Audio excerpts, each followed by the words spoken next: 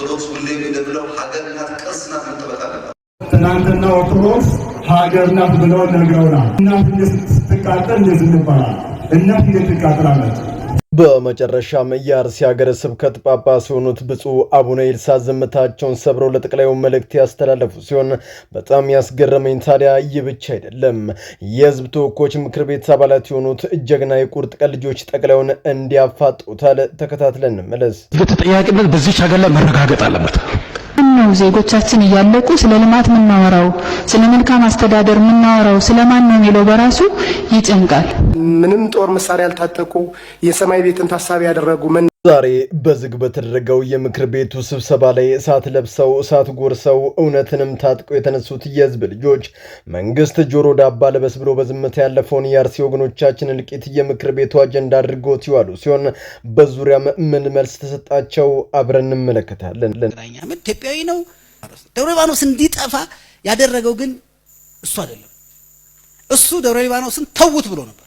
ሀይቅ የተረፈበትን መንገድ ስታው ለምሳሌ መጻፎቹና ገዳማቸውን አትንኩ ወርቁን ወሰዱ አለ። በጀልባ ሄደው ወርቁን ወሰዱ፣ ተወላቸው፣ ገዳሙ ሳይነካ ለጥቅም ራሱን አሳልፎ የሸጠው የይሁዳ ታላቅ ወንድም ዳንኤል ክስረት የአርሲውን ግፍና ስቁቃ በሌላ አጀንዳ ለማስቀየር የሚሄድበት ርቀት እጅግ በጣም ልብ የሚሰብር ነው።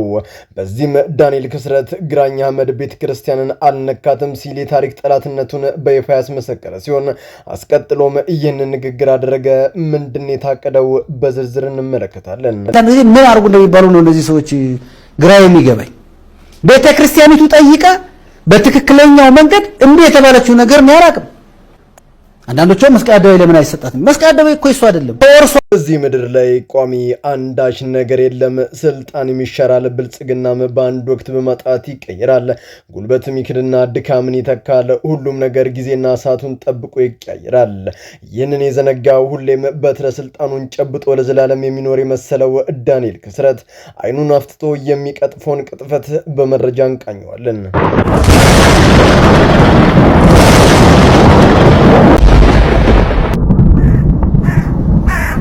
የንጹህ ክርስቲያኖችን ደም ዕለት ዕለት የምታፈሰው አርሲ ተፈጥሮ ያመጸባት ይመስላል። በዘሩ ዕለትም ሆንቆሎ ወረዳ የተሰማው የነጎድጓድ ድምፅ ነዋሪውን ያስበረገገ ሲሆን በዚህም ብዙዎች ተደናግጠዋል። ይህንንም የአርሲን እልቂት ተከትሎ ጀግናው ፓስተር ቸሬ ዛሬም ለእውነት በመቆም ድምፁን አሰምቷል። ተከታትለን እንመለስ። እዚህ ሀገር ላይ ሃይማኖት ጦርነት ተነሳ ማለት መቆሚያ የለውም። ጭድ አጠገብ ቆመው ክብሪት የሚጭሩ ሰዎች አሉ። ጭዱ ሲለኩሱት ምን እንደሚነድ የማያውቁ። ለእውነትና ለሐቅ በመቆም የሚታወቀው ጀግናው ፓስተር ጀሬ ዛሬም ለሐቅ መቆም ለአርሲ ንጹሃን ዜጎች ድምፁን አሰምቷል። ምን አለ? በጋራ እንመለከተዋለን። After I liberate people, I will go to the Ethiopians who are in our society and I personally work. አሁን በዚህ በመካከለኛው ምስራቅ ከባድ ውጥረት በነገሰበት ሰዓት የእስራኤሉ ጠቅላይ ሚኒስትር ቤንያሚን ኔታንያሁ በአርሲ በእምነታቸው ምክንያት ሕይወታቸውን ላጡ ቤተ እስራኤላውያን ብሎም ክርስቲያኖች በአምባሳደሩ በኩል መረጃ የደረሳቸው ሲሆን በዚህ ጉዳይ ምን መግለጫ ሰጡ? በጋራ እንመለከተዋለን። ሰላም በመላው ዓለም ላይ የምትገኙ ውድ ቤተሰቦቼ እንዴት ናችሁልኝ? እኔ ደህና ነኝ። ቸሩ መድኃኔዓለም የተመሰገነ ይሁን። በዛሬው ቆይታችን እጅግ በጣም ቁም ነገር አዘል ቪዲዮዎችን ይዤላችሁ መጥቻለሁ። ከእናንተ የሚጠብቀው እንደተለመደው ቪዲዮ ላይክ እና ሼር ማድረጋችሁን አትርሱ። እዳይ ወደ ዕለቱ ቪዲዮ። ኦርቶዶክስ ሁሌም እንደብለው ሀገርና ቅርስና መጠበቅ አለበት። ትናንትና ኦርቶዶክስ ሀገርና ብለው ነግረውናል። እናት ስትቃጠል እንደዚህ ይባላል። ምን አደረገችና? እናቶቻችን እየሞቱ አባቶቻችን እየሞቱ ለመና ልጆቻችን እየታረዱ የአርሲ ሀገረ ስብከት ጳጳስ የሆኑት ብፁዕ አቡነ ይልሳ ይህንን ተናገሩ። ጠቅላይ ኦርቶዶክስ ሀገር ናት፣ ኦርቶዶክስ ለሀገር ቀጽናት እንንከባከባት እያሉ ባፋቸውና በተግባር ግን በእጅጉ ተለይቷል። ይህንም ያልንበት ምክንያት ለሀገር ዋልታ መሰረቱና ትውልዱንም በስነ ምግባር አንጻና አስተምራ ለዚህ ባበቃቸው ኦርቶዶክስ የሚገባት ሰይፍ አልነበረም። ዛሬ ግን ብዙዎች ጽንፈኞች ካራቸውን ስለው ተነሱባት። ከፈጣሪ በታች የተሾመውን መሪ ጉዳቴን መሜን ያስቆምልኛል ብላ የድረሱልኝ ጥሪ ብታሰማ እያዩ እንዳላዩ እየሰሙ እንዳልሰሙ ነው የሚያልፉ አይኖችና ጆሮቹን ተሸክመው ለችግሯ መፍትሄ ከመስጠት ይልቅ እንዲባባስም ምክንያት ሆኖባት በዚህም ልባችን ተሰብሯል ሲሉ መናገር በመላው ዓለም ላይ ለሚገኙ ኦርቶዶክሳውያን ጉዳዩን ለዓለም እንዲያደርሱት በጸሎታቸውን በርትተው እንዲቆሙ መልእክታቸውን አስተላልፈዋል። ተጠያቂነት በዚህ ሀገር ላይ መረጋገጥ አለበት። ነው ዜጎቻችን እያለቁ ስለ ልማት የምናወራው? ምንም ጦር መሳሪያ ያልታጠቁ የሰማይ ቤትን ታሳቢ ያደረጉ መናኞች ላይ በተደጋጋሚ ጥቃት፣ ለሞት፣ ለድብደባና እንግልት ሲዳረጉ ይታያል። ለመሆኑ መንግስት ጀግናና ቆራጥ የሆኑ የህዝብ ተወካዮች ምክር ቤት አባላት በከፍተኛውና የህዝቡን ጥያቄ ለጠቅላዩ እንደሚመለከተው አቅርቦታል። እነሱም እንዲህ አሉ። የሰማይ ቤታቸውን ታሳቢ ያደረጉ በጾምና በጸሎት ተወስነው የሚኖሩ አባቶች አንዴ ብቻም ሳይሆን በተደጋጋሚ ጊዜ ኢሰብአዊ ድርጊት ይፈጸማል። ታዲያ ይህንን በደንብ የተረዳው መንግስት ለምንድነው እጁ ከሌለበት ተገቢውን የጸጥታ ኃይል በቦታው ላይ የማይመደበው? ከሆነስ በኋላ እንደ አንድ ሀገሪቱን ህዝቡን አስተዳድራለሁ ብሎ በህዝብ ድምጽ በህዝብ ካርድ የተቀመጠበትን ቦታ ለማን እንደሆነ ዘነጋው እንዴ ሲሉ እየመረረውን ቢሆን የሚውጠውን መድኃኒት አስታጠቁት። በዚህም ጠቅላዩ በርካታ ነገሮችን ያወራ ሲሆን የአርሲን ጉዳይ እንደከዚህ ቀደሙ ግን ሊነካው አልፈለገም። ለምን? የብዙዎች አሁናዊ ጥያቄ ሆኗል። እንዲህ ጀግና የቁርጥ ቀን ልጆች ሆናችሁ የምክር ቤት አባላት ኮራውባችሁ። ዛሬም ነገም ወደፊትም አጀንዳችን አይቀየርም። ፍትህ በአርሲ ምድር ለሚያልቁ ውድ ክርስቲያኖች ነፍስ ኢትዮጵያዊ ነው። ደብረ ሊባኖስ እንዲጠፋ ያደረገው ግን እሱ አይደለም። እሱ ደብረ ሊባኖስን ተውት ብሎ ነበር። ሐይቅ የተረፈበትን መንገድ ስታው ለምሳሌ መጽሐፎቹና ገዳማቸውን አትንኩ፣ ወርቁን ወሰዱ አለ። በጀልባ ሄደው ወርቁን ወሰዱ፣ ተወላቸው። ገዳሙ ሳይነካ ነው። ይሁዳ በቀረበለት 30 ዲናር ከእግሩ ስር ቁጭ ብሎ እውቀትን የቀሰመበትን ከእጁ በልቶና ጥጥቶ ያደገውን ዘንግቶ ሩሩን ደጉን አምላኩን አሳልፎ ሰጠው።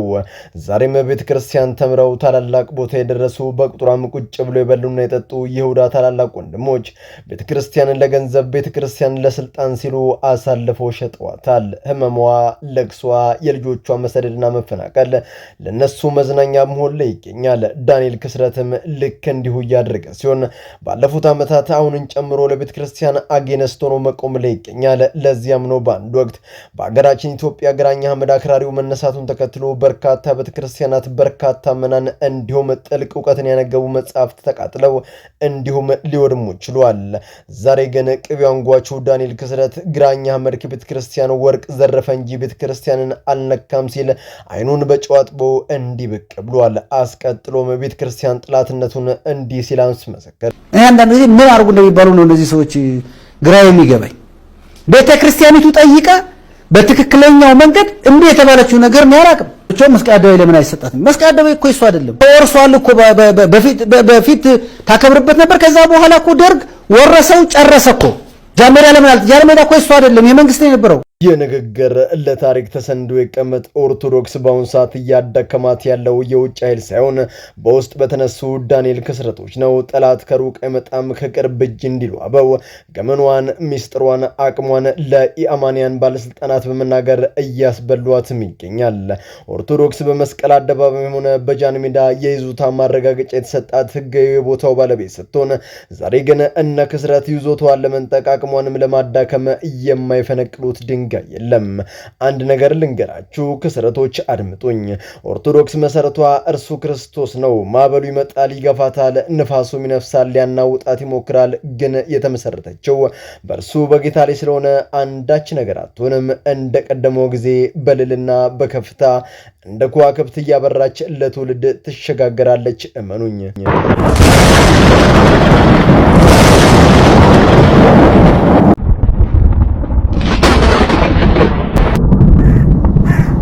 መንግስቱን ይሸጡታል። የነሱ ቁማር ደሃ ስለሆነ እዚህ ሀገር ላይ ሃይማኖት ጦርነት ተነሳ ማለት መቆሚያ የለውም። ጭዳ አጠገብ ቆመው ክብሪት የሚጭሩ ሰዎች አሉ። ጭዱ ሲለኩሱት ምን እንደሚነድ ማያውቁ። ደሃ ከሌለ ማይሞትላቸው ደሃ እኮ ማገዷቸው ነው። የሚሞቁት እኮ እሱ ነው። ካምፋየር እኮ በደሃ እኮ ነው። የአርሲ ሰማይ እንደ ከዚህ ቀደሙ ብርሃን ሲሰጥ አልታየም። ይልቅስ ደመናዎች ቀልተው ወዲና ወዲህ ይንጎማልላሉ። ሰማያቱ አክርፈው ከደም በላይ ቀልተው እንባቸውን በካፊያ መልክ ወደ ምድር ያዘንባሉ። ካፊያውም እንደ ወትሮ ሳይሆን ጆሮን ቀዶ በሚገባ ልብንም በሚተረክክ የነጎድጓድ ድምፅ የታጀበ ሲሆን በዚህም በሆንቆሎ ሰማይ ስር ህዝቡ የሚገባበትና የሚደበቅበት ቦታ ግራ ገብቶታል። በዚህም የአካባቢው ኖሮች የአርሲ ምድር የክርስቲያኖች ደም እንደ ውሃ የሚፈስባት የጌታም ቁጣ የነደደባት የሰዶም ከተማ ለመሆን ተቃርባለች ሲሉ ስጋታቸውን እየገለጹ ሲሆን በዚህም ታዲያ ተወዳጁ ፓስተር ቸሬ ዝምታውን ሰብሮ የሃይማኖት ጦርነት እጅግ በጣም የሚያሰጋና መቆም የሌለው ሲል በመግለጽ ዛሬም ጭድ አጠገብ ቆመው ክብሪት የሚጭሩ ሰዎች ከጭዱ አጠገብ መሆናቸውን ዘንግቶታል። ጭዱን የበላ እሳት ቀድሞ እነሱን ያጠፋቸዋል። ባለስልጣናት ዛሬ ላይ ድሃን ቁማር ተጫወቱበት። ድሃ ከሌለ ማን ይሞትላቸዋል? ድሃ ከሌለ ማን ይታኮስላቸዋል? ድሃ ለነሱ ማገዶ ነው፣ በሱ ነው እሳት የሚሞቁት ሲል ባለስልጣናቱን አስረግጦ ነግሯቸዋል። ፓስተር ቸሬ የእውነትን ያቅሰው ክበርልኝ። After I liberate people, I will go to the Ethiopians who are in our society, and I personally work every few weeks to help integrate more and more.